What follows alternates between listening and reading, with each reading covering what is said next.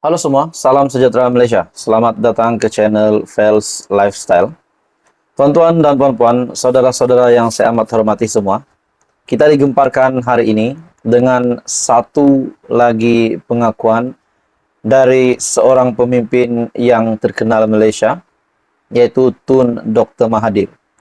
Nah, saudara-saudara, bagi saya, pengakuan dari Dr. Mahathir ini pasti mengejutkan ramai, kerana pengakuan ini mengesahkan Dr. Mahathir sudah meletakkan jawatan ataupun saya boleh kata pergi selamanya dari GTA. Pergi selamanya dari GTA disebabkan Tun Dr. Mahathir sendiri sudah buat pengakuan yang besar, yang mengejutkan, yang luar biasa, tidak lagi memegang jawatan apa-apa di dalam menjadi pengerusi ataupun peneraju penaja gerakan tanah air. Bagi saya ini pasti satu pendedahan Dr. Mahathir yang pasti mengejutkan. Sebelum ini juga kita mendengar banyak gesaan kepada Dr. Mahathir setelah kalah teruk pada PRU 15. Bahkan tidak dapat kembali wang deposit dan menjadi kekalahan yang amat teruk untuk Tun Dr. Mahathir. Dan banyak yang menjangka Tun Dr. Mahathir akan meletakkan jawatan, namun tidak pula. Kita dapat lihat beliau masih berdegil mahu melawan Perdana Menteri hari ini pula, yaitu Datuk Seri Anwar Ibrahim. Dalam satu artikel mengesahkan Tun Mahathir tinggalkan GTA. Bekas Perdana Menteri Tun Dr. Mahathir Mohamad mengesahkan beliau kini tidak lagi bersama dengan gerakan tanah air GTA dan memegang apa-apa jawatan dalam gerakan berkenaan. Menurutnya, keputusan berkenaan dibuat selepas menyedari bahawa GTA tidak dapat berfungsi dengan baik selain gagal menarik sokongan pengundi, terutama ketika PRU 15 November lepas. Jawatan pengurusi GTA yang itu perkara lama. Kini saya tidak ada sebarang jawatan. Matlamat penubuhan GTA tidak jadi.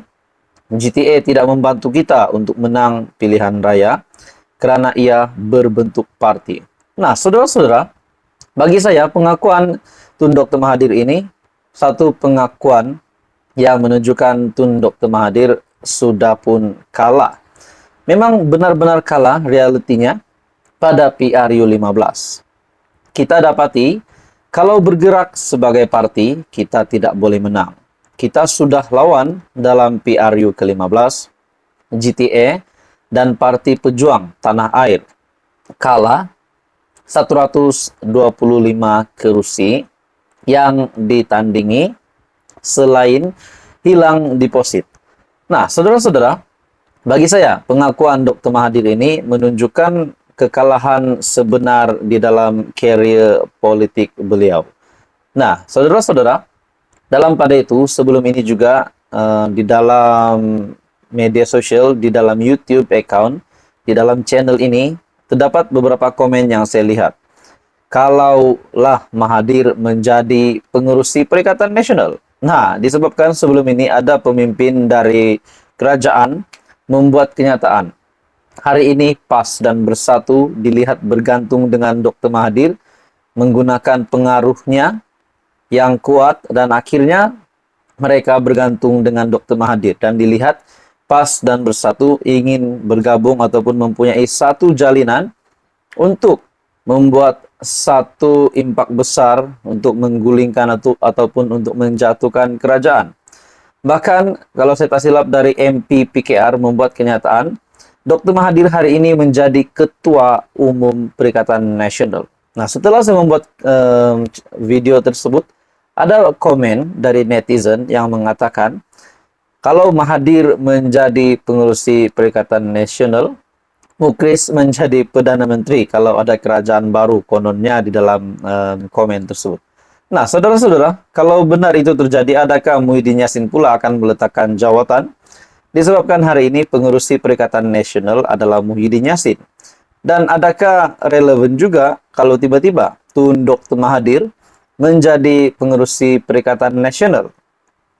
Kalau tiba-tiba Muhyiddin Yassin meletakkan jawatan dan PN tidak tahu mana hala tuju dan melihat Mahathir sebagai satu calon yang sesuai untuk menjadi pengurusi Perikatan Nasional, adakah itu juga relevan untuk tercapai? Disebabkan hari ini Mahathir adalah bukan lagi ahli parlimen, disebabkan kalah teruk di kerusi yang memang menjadi kuat pengaruhnya, yaitu di Parlimen Langkawi. Namun Dr. Mahathir tidak berjaya juga untuk menang di Langkawi. Nah, pada akhirnya saudara-saudara mengesahkan di dalam satu artikel, Tun Mahathir tinggalkan GTA. Jadi di dalam artikel ini, GTA sebelum ini tidak dapat register, kita belum register sebagai sebuah parti yang sah. Oleh kerana GTA not functioning dan tidak bergerak, saya kini tidak bersama mereka, kata Dr. Mahathir. Beliau juga berkata demikian ketika ditemui media selepas menghadiri majlis rumah terbuka Aidilfitri Anjuran Pertubuhan Prihatin Kubang Pasu di Kampung Naga. Nah, saudara-saudara, dalam perkembangan yang sama, Dr. Mahathir memaklumkan beliau kini bergerak melalui medium proklamasi orang Melayu, selain tidak terlibat dengan mana-mana parti politik. Medium berkenaan, jelas bekas ahli parlimen Langkawi itu berupaya memberi kesedaran kepada orang Melayu di negara ini tentang nasib mereka yang dilihat sudah kehilangan kuasa di negara sendiri. Nah, untuk ini pula, Tun Mahathir juga ada membuat kenyataan bahwa proklamasi orang Melayu adalah untuk mengelak daripada orang Melayu ditindas oleh kerajaan hari ini. Namun kita dapat lihat kerajaan hari ini seperti apa yang dinyatakan oleh Datuk Seri Anwar Ibrahim sebagai Perdana Menteri ke-10, jelas-jelas memang tidak menindas hak-hak orang Melayu dan tidak menindas orang Melayu. Namun, adakah proklamasi Melayu itu yang ditaja oleh Dr. Mahathir bersama juga dengan sokongan dari Presiden PAS, Tan Sri Abdul Hadi Awang, hanyalah untuk kepentingan semata-mata, bukan untuk hak orang Melayu. Nah, itu menjadi persoalan. Jadi pendapat saya, saudara-saudara, akhirnya Tun Dr. Mahathir sah telah meninggalkan GTA, dan melalui artikel ini juga beliau fokus hari ini adalah melalui medium proklamasi orang Melayu.